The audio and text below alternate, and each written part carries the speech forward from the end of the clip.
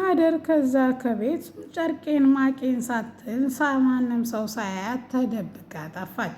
ምንም ያክል እንኳ ብጠፋም ነገር ግን ቀደም ሲል እዝራ ቁጭ ብለው ወይም ኪችን ውስጥ ሲያወሩ ተጸደይ ጋር ሁሉንም ሚስጥራቸውን ሰምቶ ስቅስቅ ብሎ ያለቅሳል። እኔ ከልቤ አፍቅሬያት ነበር። ለመጀመሪያ ጊዜም ለእሷ ነበረ የፍቅር ስሜት የተሰማኝ በማለት ለሀብል ሁሉንም ነገር ይነግራታል። ጸደይና ወይዘሮ መነን ሲደባደቡ አቶ እስክንድር ከሐኪም ቤት ሲመጡ ድንገት ሲያያቸው በድጋሜ ፌንት ይሰራሉ። አሰላሙ አለይኩም ወረህመቱላሂ ወበረካቱ። ውድና የተከበራችሁ የፍቅር የዚህ ቻናል ቤተሰቦች እንዴት አደራችሁ? እንዴት እሷላችሁ? ሁላችሁንም ሰላም ሰላም ባያለሁ። ዛሬ ይዤላችሁ የመጣሁት ሀብል ድራማን ክፍል 5 ነው። እነሆ እንድትከታተሉ ይጋበዝኳችሁ።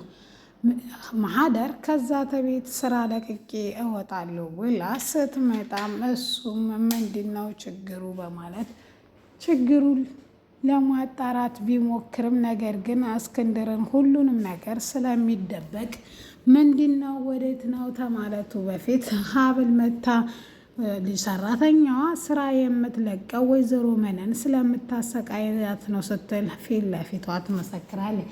እኔ እንዴት እንደዛ አደርጋለሁ ጸደይ ማለትሽ ነው ስትልም ሀብልም ነው አንቺን ማለቴ ነው ብዙ ጊዜ ስታሰቃያትና ስትመታታ አይቻቃለሁ ስትልም አቶ እስክንድርም ሌሎችን ልጅቷንም ይዛ እንድትገባ ሻንጣዋን ከጠየቃት በኋላ እሱም እሺ ብሎ ሚስቱን ለምን እንደዚህ እንዳደረገች ሲጠይቃትም ወይዘሮ መነንም ከያው ገረድ አይደለችም ስታጠፋ እቆጣታለሁ ያንን ነው የምትለው እኮ ስትልም እሱ ግን እዚህ ቤት ሰራተኛ መቼ ጀምሮ ነው ገረድ ሆኖ የሚያውቀው?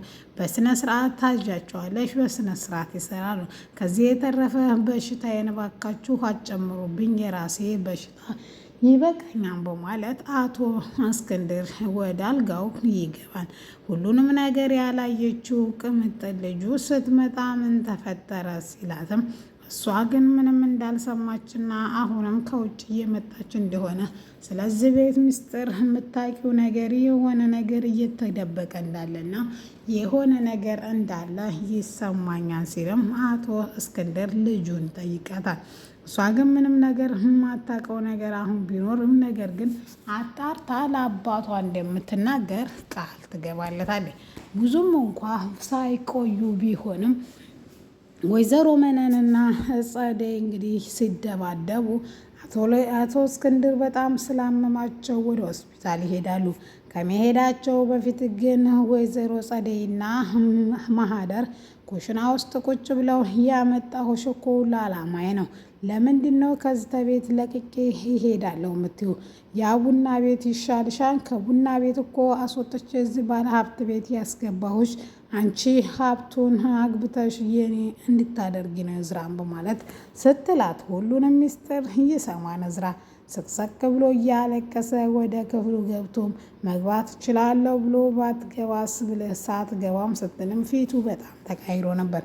ሀብልም እኔ እኮ ይሄን ያደረግኩት እኮ ፍቅረኛ እንዳትለይህ ስለፈለግኩ ነው። ምነው ደስ አላለህም እንዴ? ለምንድን ነው የተቆጣኸው? ሲልም እኔ በጣም ወድጃትም ነበረ፣ በጣም ነበር የምወዳት ነገር ግን ከዚህ በፊት አሁን ከደቂቃዎች በፊት ጀምሮ ሲልም ከደቂቃዎች በፊት ምን እንደተፈጠረ ስትጠይቀውም ማህደር ማለት ቡና ቤት የምትሰራና ብሎም ደግሞ እዚህ ቤት የመጣችው አክስቴ ጸደይ ሀብቱን በስሟ እንድታዞር እኔን አግብታ በፍቅር አማላ እንደዛ ነው በማለት ይነግራታል። ይሄ ቤት እጅጉን የተውሰበሰበና በሚስጥር የተበተበተበ እንደሆነ ድሮም ታውቆኛል ስትልም ሀብል ትነግረዋለች። ለማንኛውም መረጋጋት እንዳለበትና ብሎም ለአባቱ ጤንነት ሲባል ሁሉንም ነገር ሰምቶ እንዳልሰማና አይቶ እንዳላየ ማለፍ እንዳለበት እሷም ትሰጠዋለች። እሱም እሺ ብሎ ነገር ግን ለአባዬ ይሄን ያክል መስዋዕት ትከፍያለሽ ብዬ አላሰብኩ ነበር፣ በጣም ነው የማመሰግነው በማለት መልስ ይሰጣል። ጸደይ ዛሬ ጭንቅ ጥብብ ብሏታል። ምክንያቱም ሚስጥሯ ሁሉ ስለሰማው አውጥቶ ወንድሜ ሲመጣ ይጥለኛል ወይስ አይጥለኝም በማለት ስጋት ይዟታል። ቁጭ ብላ ሶፋ ላይ ሲብሰለሰሉ አንቺ ለቃቃሚ አምጥተሽ ወንድሜ ሊዳርሽ በማለት እሷ ደግሞ ከቡና ቤት አምጥተሽ አመጣሽ በማለት ሁለቱም የሀብትና የገንዘብ ጥማት ያለባቸው ሲደባደቡ እስክንድር ከውጭ ሲመጡ ሲያዋቸው ፌንት ይሰራሉ።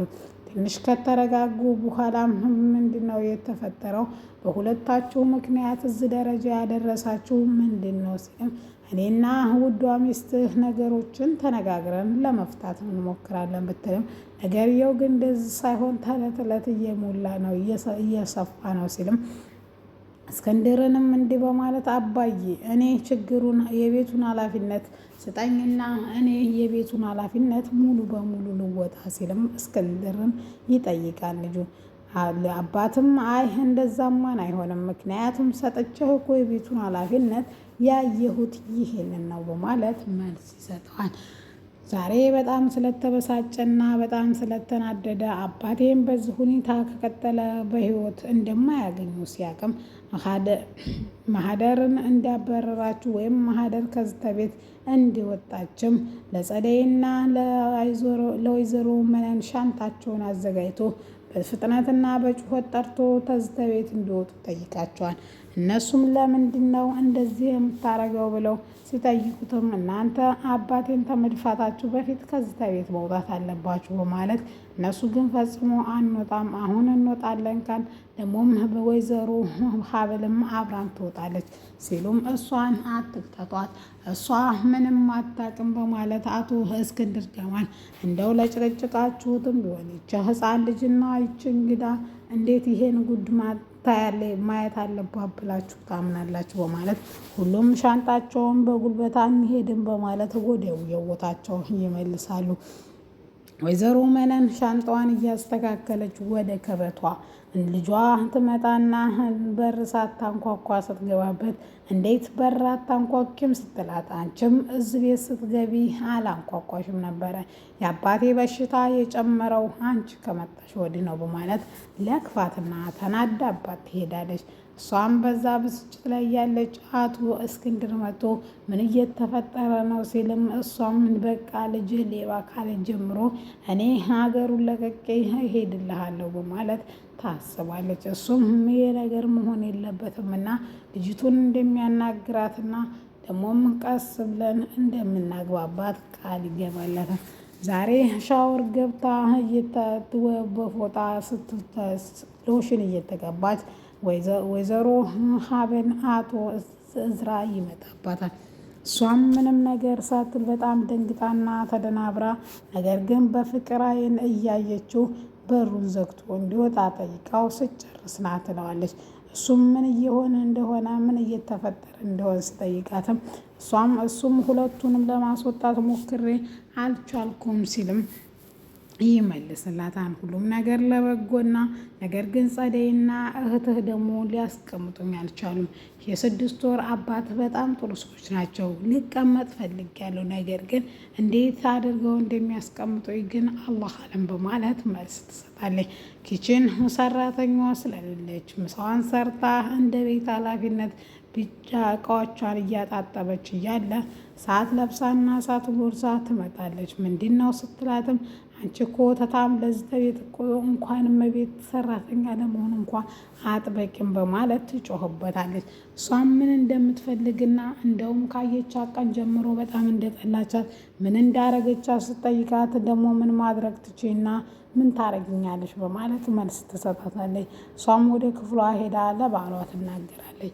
ከእንግዲህ ወደ ማንም ሰው እንዲናገርሽ ሳይሆን ቀና ብሎ እንዳያይሽ ነው የማደርገው፣ ሁሉም ቦታቸውን ይይዛሉ በማለት መልስ ይሰጣታል።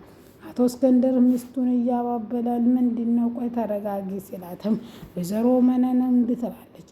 ማህደርን ጸደይ ናት እዚህ ቤት ያመጣችው ልጅህን እዝራን በፍቅር አማላ ሀብቱን ሙሉ ለነሱ ለማድረግ ተስማምተውና ስምምነት ጨርሰው ነበር።